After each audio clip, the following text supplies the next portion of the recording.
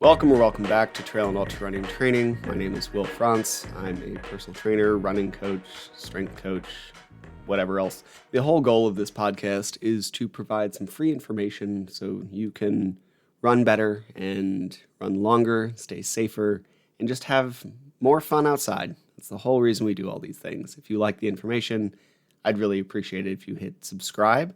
Apparently that's the best metric we can give the algorithm overlords to share this podcast, but even like leaving a rating or review or sharing it with someone else would be super helpful. If you have a minute to do that, I'd really appreciate it.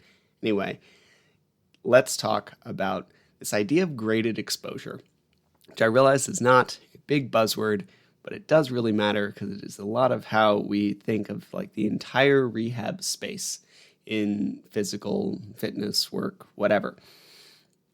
When we think about graded exposure, it's this like therapy concept that is applied. We've often probably heard of exposure therapy when we think of like cognitive behavioral therapy. And this is the same kind of idea when we look at how rehab works. So exposure therapy in cognitive behavioral therapy is like, say you're afraid of snakes. First, you need to be in a safe space, and then you might look at you might talk about snakes and then look at a picture of a snake, and then ultimately you might end up many steps down the line, like holding a safe snake, right? And one of the things that people mess up when they talk about exposure therapy is they go from like step 1 to step 20. And they don't do the picture of a snake first. They just like, well, I'm afraid of snakes. I want to do exposure therapy, so I'm going to like be around snakes. And that is not how that works. You're supposed to ease up. Anyway, so when we look at the physical realm, same kind of idea. This is how a lot of our rehab concepts are built. So if you are running and you get hurt running, and let's use IT band syndrome because it's come up a couple times in the past week for me and people I work with, and it's a pretty easy demo for how this might work, right? So if we have some IT band syndrome and you're running, say, 30 miles a week, and you weren't having anything at like 20 or 25 miles a week, and then you up to 30, and then you started having some like that outer knee pain right like outside and below your kneecap, your patella, very textbook IT band friction syndrome. And so we had that at 30, but we didn't have it at 25. So we went back down to 25 miles a week and slowly build up. And this would be the idea of graded exposure. And if we do this well, we might also add some other things in. Now, graded exposure is great. It's basically how we should elevate running volume anyway, right? Like this is often why we get injured going from 15 miles a week to 30, because doubling your running volume in the span of a week isn't a great thing to do because you're probably going to get hurt because your body isn't ready to deal with it unless you have a long running background and tendons of steel, right? For the rest of us, easing into it, adding maybe 10 to 20% a week is a good idea. And if you are doing well and you hit a spot where you're not doing well, backing off to the last place where you were doing well and easing up slower can be really helpful.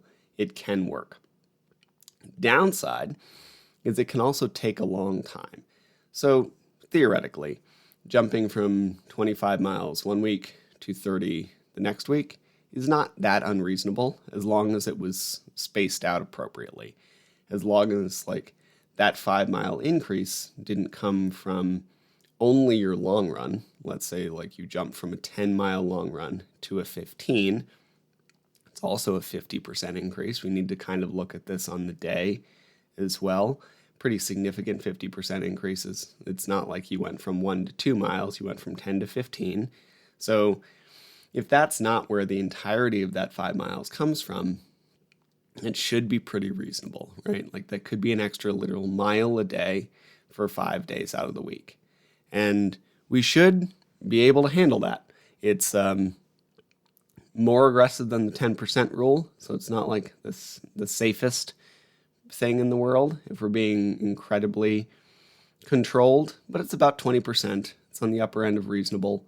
And again, if it's spread out through the week, we should be able to do that. So if we can't do that, there's probably something going on. And it probably has to do with movement patterning, right? Like one of the things that we know causes IT band friction syndrome, or at least we think, I don't know if we know anything about the human body, but that we think causes IT band friction syndrome is when you run, your knee caves a little bit. And it's usually caves because we don't have great hip abduction, right? Your glute med isn't doing its thing super well. You're relying entirely on your piriformis for lateral hip stability. And we just have this like subtle knee cave every step. And when it doesn't have to be much, right? Like your knees don't have to go in like you're doing some limbo dance move from the disco era. It can just be this like slight centimeter shift with every step of a run. Because if you run for 10 miles, like it's going to be thousands and thousands of steps. So over time, you're just going to get more and more of that friction problem, right? So if we have this friction issue over time, it's going to result in pain. Now, we can back off and just do this graded exposure where we come back to the safest point and maybe add 1 mile the next week, then a mile the following week. And by the time you get back up to 30, you've probably desensitized your body to it enough or like figured out a way to do it that you will be safe at 30 miles a week.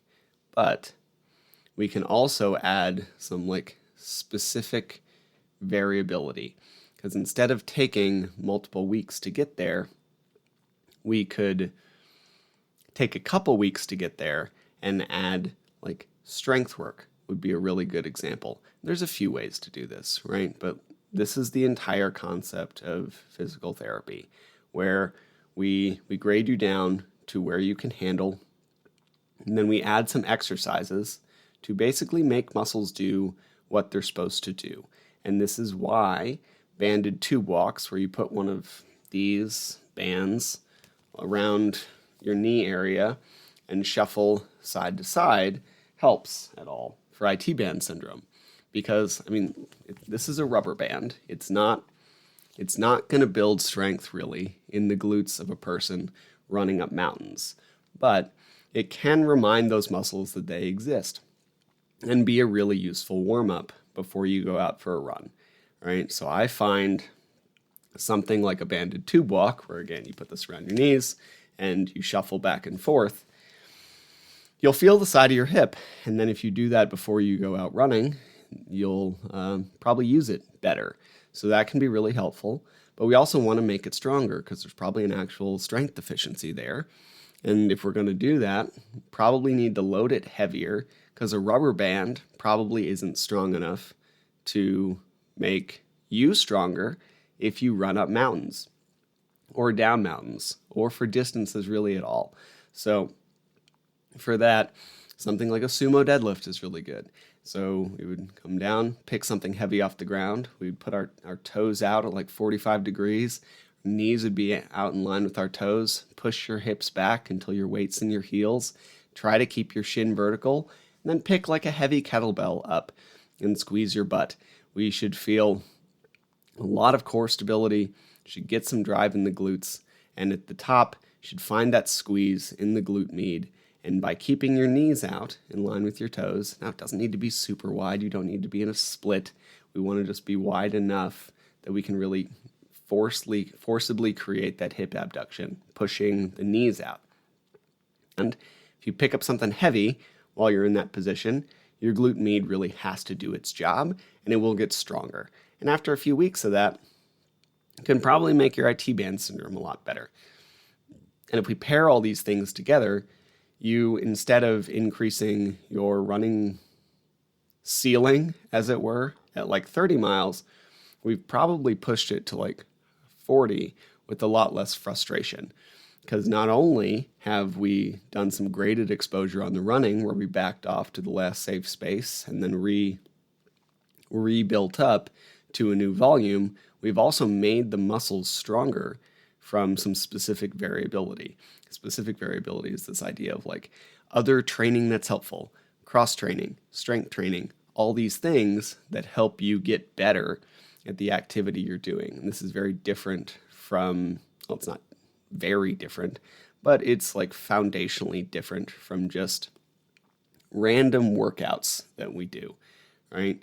Like they should be applicable. You can't just go do bench press and expect it to help your IT band syndrome. It's not a bad thing to do. It'll make you stronger down the line, which is a good thing. But we should apply some workouts and exercises and movements that will help you deal with the injury, get stronger so that it doesn't come back while we go through this graded running exposure. So if we hit it from these like 3 directions, from a like grade the running exposure and then do some of the light bandy kind of work to remind the muscle that exists as a warm-up. And this is why we should, have some kind of warm-up relevant to you and where you are right now in your training. If you're struggling with some IT band stuff, then some banded tube walks might be a really good idea. If we can't find glute activation, then we might do some hip bridges. If you really struggle to keep your pelvis flat, then we might do some like cat-cow with a big focus on pelvic tilt, right? Like a warm-up is useful, but it's only as useful as it applies to you. So having some idea of where you struggle with running and then taking 30 seconds to do a couple movements that will remind certain muscles that they need to play along and like come to the party is a really great idea. And so we use that in our warm-up and then do a little bit of strength training to actually make the relevant muscle stronger so that we can reduce the risk for injury down the line. And this not only can help you progress faster. I mean, if you have an injury or you're having real big struggles with your IT band, you might end up back at 30 miles at about the same time. But again, you've increased your ceiling to like 40. So now we don't have to go through this whole process every 5 miles. We're not like hopscotching up to, oh, I'm injured again. Let's do this again. Oh, I'm injured again. Let's do this again. It's just making your capacity better and bigger so that we can keep doing this thing that we really enjoy without getting hurt. Anyway, I hope this was helpful, explaining kind of rehab ideas and why we might use certain protocols or why other forms of training might be really applicable. And if you have any questions, please shoot me a message. That's what I'm here. Thanks for sticking around and listening to me talk about running and training. I really appreciate it. That's all. Hope you have a great rest of your day and go have fun training. Thank you again for listening to the Trail and Ultra Running Training Podcast. I can't tell you how much I appreciate it. Just a reminder, nothing you hear on this podcast is medical advice, and you should always speak with a medical professional before making changes to your training or your nutrition. If you enjoyed the podcast or found it helpful, please leave a rating or review. It tells the algorithm robots that people like it, and that means more people will hear it. Or even better, just share it with someone who you think would benefit. If you prefer a video version, head to the Trail and Ultra Running Training Group on Facebook or check out the Mountain Goat Endurance Coaching YouTube channel. Thank you again, and I hope you have a great next run.